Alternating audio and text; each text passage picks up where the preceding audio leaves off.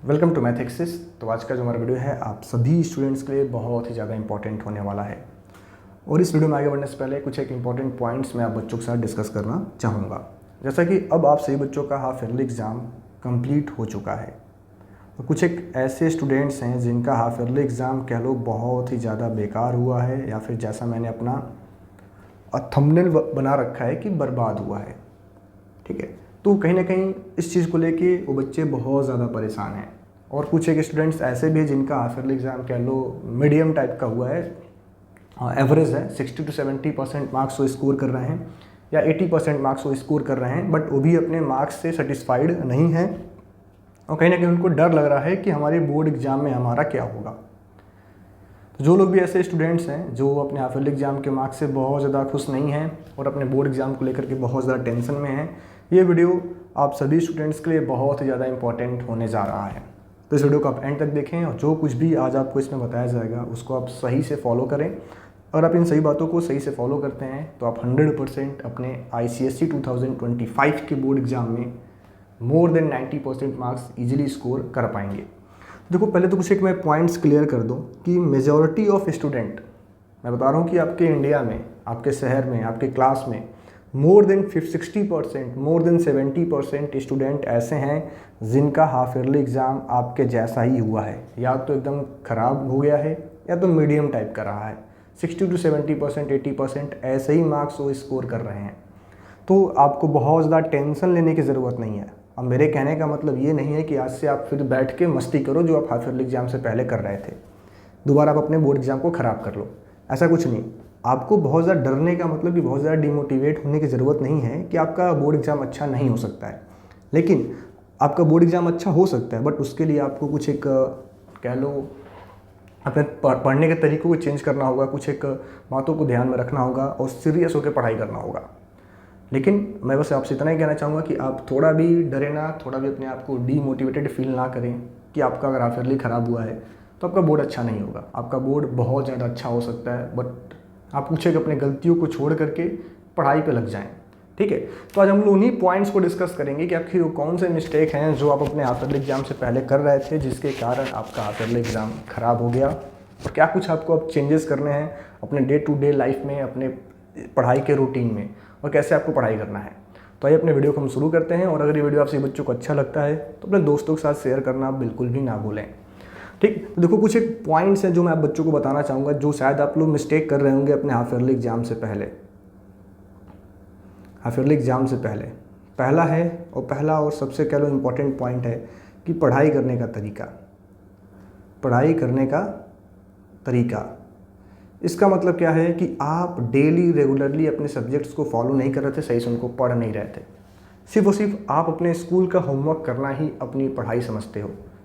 ज़्यादातर बच्चों का यही काम है कि आइए स्कूल का होमवर्क कर लिए। और कुछ एक तो हमारे स्टूडेंट्स ऐसे भी हैं, हमारे भाई लोग ऐसे भी हैं जो तो स्कूल का भी होमवर्क नहीं करते हैं और फिर हाफ ईयरली एग्ज़ाम में नंबर कम आ गया तो टेंशन में आ गए। अरे आप पढ़ ही कहाँ रहे थे कि आपके नंबर अच्छे आएंगे। तो आप अपने पढ़ाई करने के थोड़े से प्रोसेस को चेंज करो। कहने का मतलब ये है कि आप रेगुलर पढ़ाई करें और आपके स्कूल का जो आपका होमवर्क मिल रहा है ना, जो आपको डे टू डे टास्क आपके टीचर असाइन कर रहे हैं, वो आपकी पढ़ाई नहीं है, वो तो आपका वर्क है, उसको तो आपको करके ही जाना है। उसके बाद से वो काम करने के बाद से आपको कम से कम 2 से 3 घंटे डेली अपने सेल्फ स्टडी के लिए निकालने हैं। ठीक है, डेली आप अपने सेल्फ स्टडी के लिए निकालो। अभी भी आपके पास पूरे 2 महीने का समय है क्योंकि आपके प्री बोर्ड एग्ज़ाम अभी स्टार्ट हो जाएंगे। तो आप कोशिश करो कि आप अपने प्री बोर्ड में बहुत ही ज़्यादा अच्छा करो। और यकीन मान लो अगर आप प्री बोर्ड में 80% मार्क्स स्कोर करते हो तो मैं पूरे 100% गारंटी के साथ कहता हूँ कि बोर्ड्स में आपको 90% से एबव स्कोर करने से कोई भी रोक नहीं पाएगा। तो आप डेली 2 से 3 घंटे अपने सेल्फ स्टडी पे फोकस करो, जिसमें आप अपने कोर्सेज़ को आगे बढ़ा रहे हो, अपने सिलेबस को कंप्लीट करने के लिए पढ़ाई कर रहे हो। आप अपने स्कूल के सिलेबस पे फोकस ना करें कि आपका स्कूल तो आराम से चल रहा है। ठीक है, आप स्कूल के साथ चलें, लेकिन ज़रूरत हो तो स्कूल से आगे निकल के अपने सिलेबस को बहुत जल्द पूरा करो। साथ ही साथ जो सबसे बड़ा आप मिस्टेक कर रहे होते हैं, रिवीजन। इस रिवीजन को अपने डे टू डे लाइफ में लेके आ पाएँ। आप जो कुछ भी पढ़ रहे हैं, जो भी सिलेबस पढ़ रहे हैं, उनको आप रिवाइज़ करना स्टार्ट करें। हाफ ईयरली में आपका सबसे बड़ा मिस्टेक ये भी रहा होगा कि आपने सब कुछ पढ़ तो लिया होगा बट आपने एक प्रॉपर रिवीजन नहीं किया।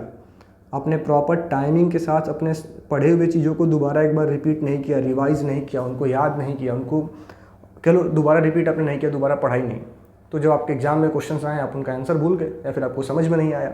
तो आपको एक प्रॉपर शेड्यूल फॉलो करने की बहुत ज़्यादा ज़रूरत है, रिवीजन करना पड़ेगा। और रिवीजन की सबसे बेस्ट टेक्निक है 1-7-21। मतलब ये है कि आप जो कुछ भी पढ़ाई कर रहे हो, मतलब आप एक अपने पास एक सीट रखो कि अगर आपने आज ये चैप्टर पढ़ा है, आपने कोई एक पर्टिकुलर चैप्टर, मान लो फिजिक्स का आपने इलेक्ट्रिसिटी पढ़ा है, तो 7th डे पे उसका 100% एक क्विक रिवीजन होना ही होना चाहिए। जो भी आपके पॉइंट्स हो दोबारा एक बार उनको रिवाइज करो, और 21 डेज बाद दोबारा 21 दिन बाद दोबारा उसका एक बार रिवीजन होना ही होना चाहिए। तो एक आप अपना एक पर्टिकुलर एक रिवीजन डे साइन करो अपने वीक में, कम से कम एक दिन आपके पास ऐसा होना चाहिए जो आप रिजर्व रखो कि इस दिन मुझे अपने जो भी मैंने अपने पूरे हफ्ते में पढ़ाई किया है उसका रिवीजन करना ही करना है। ठीक है, तो रिवीजन आपका बहुत ज़्यादा इंपॉर्टेंट है और आप चीज़ों को आप रिवाइज करना बहुत ज़्यादा ज़रूरी है आपके लिए। तो रिवीजन आप अभी से स्टार्ट कर दें। साथ ही साथ मैं मैथ्स के लिए कुछ एक इंपॉर्टेंट पॉइंट्स आप बच्चों को बताना चाहूँगा कि मैथ्स को आपको कैसे पढ़ना चाहिए। कि मैथ्स मानो आप अभी आने वाले समय में जो भी आप नए चैप्टर से पढ़ रहे हैं, तो पहला काम तो आप कॉन्सेप्ट समझो। आप 1 शॉर्ट वीडियो देखो, अपने स्कूल के टीचर से पढ़ो, अपने ट्यूशन टीचर से पढ़ो, कहीं से भी पढ़ के पहले आप अपने चैप्टर का कॉन्सेप्ट समझो। कॉन्सेप्ट समझने के बाद आपको करना क्या है कि कॉन्सेप्ट समझने के बाद आप अपने बुक के क्वेश्चंस का प्रैक्टिस बहुत ज़्यादा करो। मैं आजकल देख रहा हूँ बच्चे लोग ज़्यादातर जो मार्केट में बुक अवेलेबल हैं, कह लो क्वेश्चन बैंक, PYQs, उन पे डिपेंडेंट है। भाई देखो, वो आपके आखिरी टाइम के लिए हैं, वो आपके बोर्ड एग्जाम के रिवीजन के समय के लिए हैं। फिलहाल आपको कॉन्सेप्ट बिल्ड करना है, आपको चैप्टर समझना है, तो अपने बुक के क्वेश्चन को सॉल्व करना पड़ेगा। आप अपने बुक के क्वेश्चंस को सॉल्व करें। आप सभी सब्जेक्ट में ये काम कर सकते हैं, अपने बुक के क्वेश्चन को सॉल्व करें। जब आप अपने बुक के क्वेश्चंस को सॉल्व कर रहे हो ना, तो आपको करना क्या चाहिए कि देखो, आपके पूरे बुक में 3 टाइप के क्वेश्चन आपको मिलेंगे। एक क्वेश्चन आपका ऐसा होगा जो आप बस आपके डायरेक्ट फार्मूले पे होगा और आपके टीचर ने एक बार आपको फार्मूले पढ़ा दिए, समझा दिया, आप उनको कर जाओगे। तो उस क्वेश्चन पे आप एक सिंगल टिक मार लो कि क्वेश्चन मेरा हो चुका है।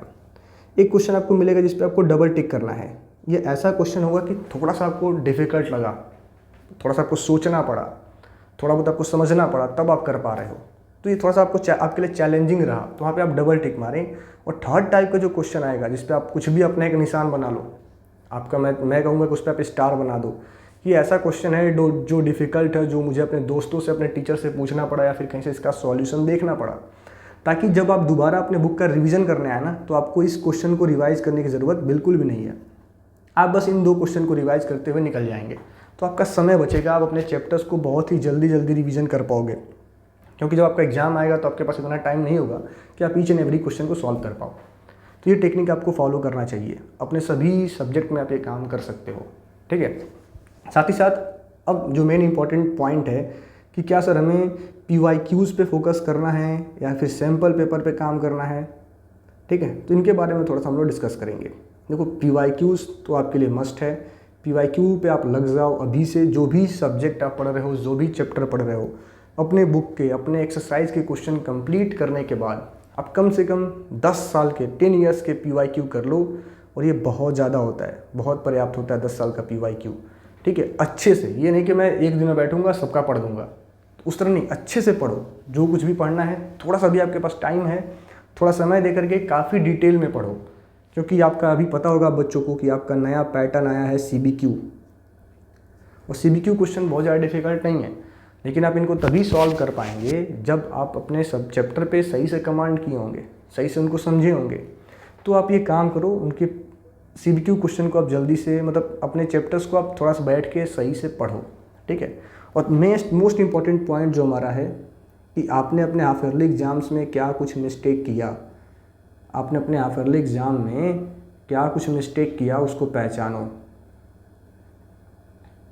क्या कुछ मिस्टेक किया, क्या कुछ गलतियाँ आपकी रहीं आपके क्वेश्चन पेपर में, उनको पहचानो। उसके पहले क्या कुछ आप मिस्टेक कर रहे थे, आप पढ़ाई पे समय नहीं दे रहे थे, इंस्टाग्राम पे टाइम वेस्ट कर रहे थे, या खेलने में वेस्ट कर रहे थे, आप अपने दोस्तों के साथ गप्पे मारने में टाइम वेस्ट कर रहे थे। तो इन सब गलतियों को आइडेंटिफाई करो, थोड़ा से यहाँ से समय कट करके पढ़ाई पे लेके आओ और डेली कम से कम 2 से 3 घंटे सेल्फ स्टडी आप करो। 100% आप अपने हाफ ईयरली एग्जाम्स में काफ़ी अच्छा मार्क्स स्कोर कर पाएंगे। Thank you.